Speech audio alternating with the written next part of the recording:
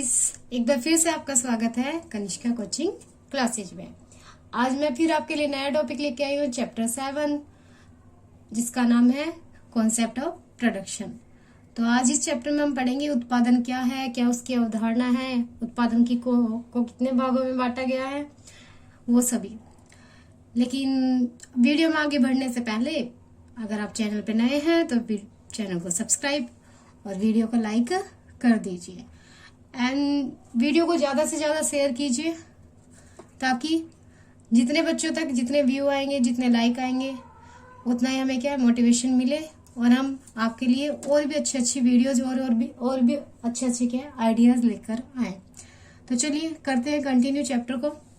क्या है, देखिए सबसे पहले हमने एक चैप्टर छोड़ा है बीच में, क्योंकि कुछ पार्ट आपके ड्यू टू कोरोना आपका कुछ सिलेबस डिलीटेड किया गया है, यानी कि डिलीट किया गया है, जिसकी वजह से वो चैप्टर मैंने कवर नहीं कराया है। लेकिन कुछ पॉइंट जो आपकी चैप्टर्स में जरूरत पड़ रही है उनको मैं साथ साथ कवर करते जा रही हूँ। तो आपका एक वर्ड आया है उपयोगिता। क्या है उपयोगिता? तो उपयोगिता होती क्या है वो हम पहले जान लेते हैं।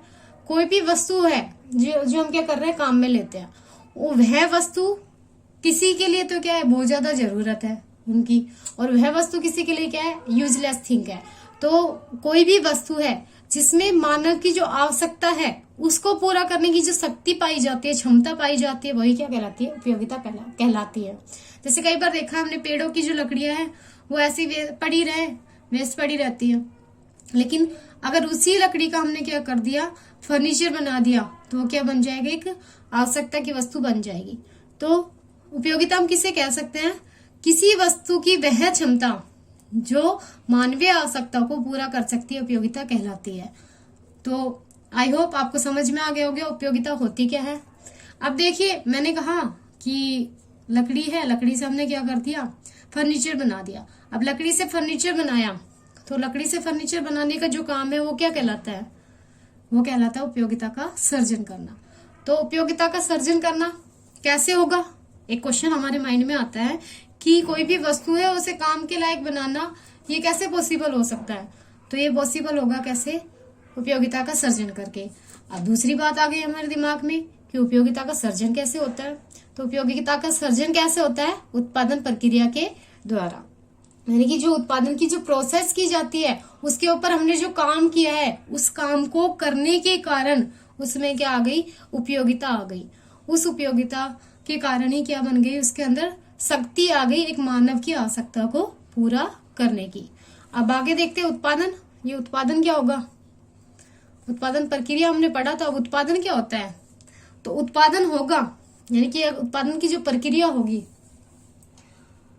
उस प्रक्रिया के द्वारा क्या होगा, अब उपभोग होगा। यानी कि जब तक कोई वस्तु है, जैसे लकड़ी है, लकड़ी का उपभोग, वो बात अलग है कि जलाने के लिए हम काम में ले लेते हैं, लेकिन जब तक उसमें उपयोगिता का सर्जन ना किया गया है, उत्पादन प्रक्रिया से ना गुजारा गया, वो ज्यादा यूजफुल नहीं है हमारे लिए।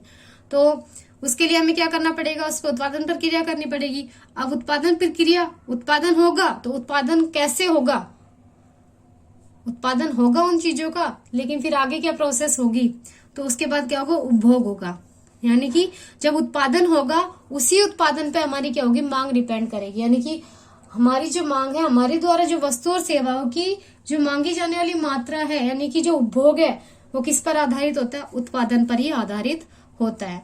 अब मान लीजिए हमने तो उपभोग कर लिया, लेकिन जो हमारे सामने जो वस्तु आ रही है वो कैसे आ रही है, तो वस्तु और सेवा का उत्पादन होता है, तो ये क्या होती है, उसकी पूर्ति होती है। तो एक तरीके से हम क्या कह सकते हैं, जो हमारी उत्पादन प्रक्रिया है, यानी कि जो उत्पादन है, जो उत्पादन होगा, उसी उत्पादन पर ही क्या होगा, उपभोग डिपेंड रहेगा। क्या डिपेंड रहेगा, उपभोग।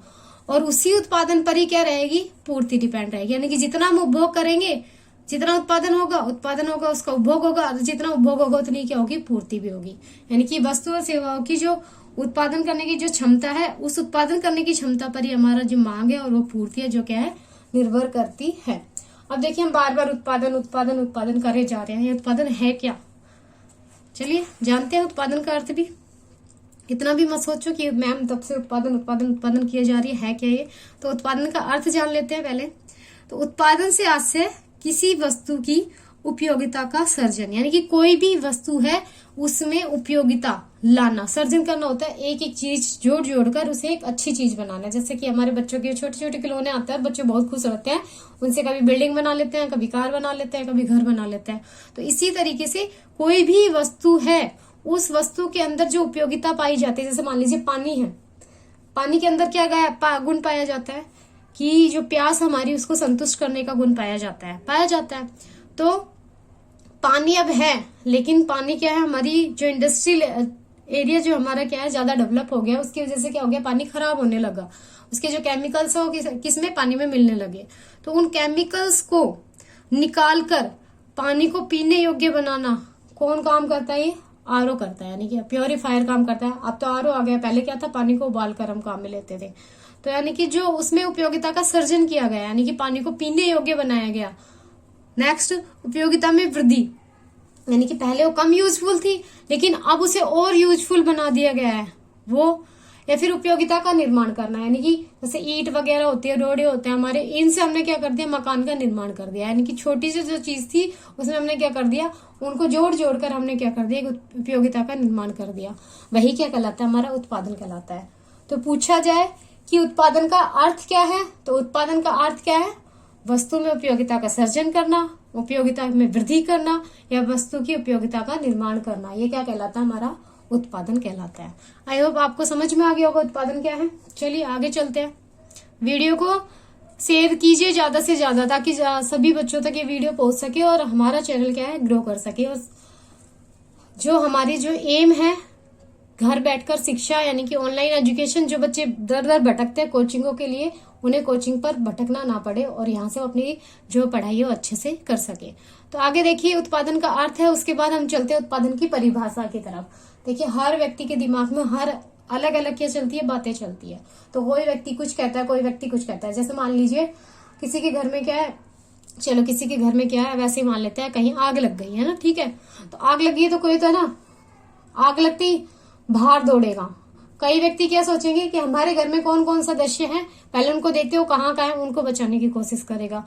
कुछ व्यक्ति के दिमाग में आएगा कि देखो आग किस कारण से लगी वो तो पता करे, भागने से अच्छा है। तो कुछ व्यक्ति क्या करेंगे, वो आग का रीजन जानना चाहेंगे। और कुछ व्यक्ति क्या करेंगे, आग का जो समाधान है उसको ढूंढने की कोशिश करेंगे कि आग को बुझाया कैसे जा सके। तो इसी तरीके से उत्पादन की क्या है, अलग अलग परिभाषाएं दी, अलग अलग व्यक्ति के अलग अलग विचार है।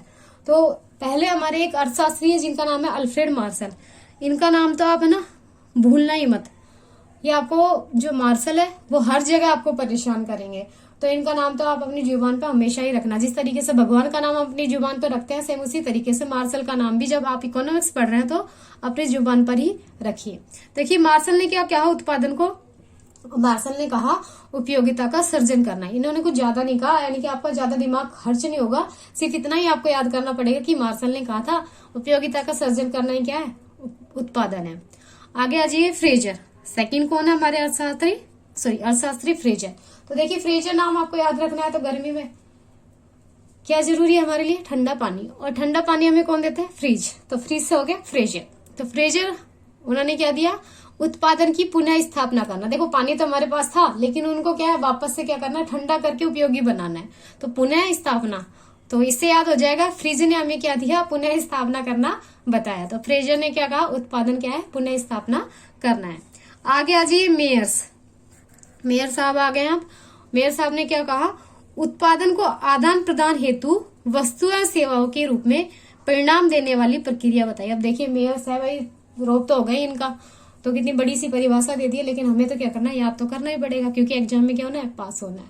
तो देखिए उन्होंने क्या कहा, उत्पादन को आदान प्रदान हेतु वस्तुओं और सेवाओं के रूप में, यानी कि ऐसी उत्पादन क्या है जिससे हम क्या कर सके, वस्तु और सेवाओं को आदान प्रदान कर सके, ऐसी प्रक्रिया से गुजारना क्या कहलाता है, उत्पादन कहलाता है। आगे आ जाइए जेराल्ड डब्ल्यू